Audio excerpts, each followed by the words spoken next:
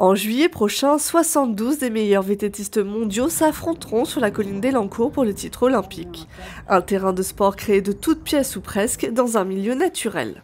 Notre travail au GIP, c'était d'accompagner la Solidéo et la communauté de l'agglomération dans un aménagement qui soit respectueux et qui permette d'accueillir un sport de nature sans aller dénaturer le site. Des relevés ont été faits sur tous les groupes biologiques, des plantes jusqu'aux chauves-souris, et on a identifié qu'il y avait quand même des secteurs sur lesquels on avait des espèces plus rares et pour lesquels il y avait un enjeu précis sur ce site de conservation.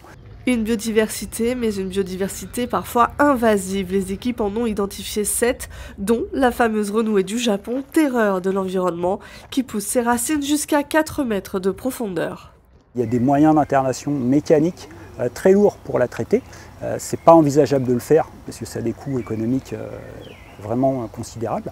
Et du coup, on a testé d'autres techniques avec des nappes. Donc, c'est des systèmes de fibres végétales qui sont tissées à très haute densité et qui vont venir en fait supprimer l'accès à la lumière de la plante.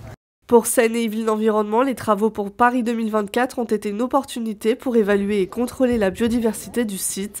Des travaux de renaturation vont se poursuivre jusqu'à fin d'année 2025. Le site devrait ouvrir à la pratique du VTT en 2026.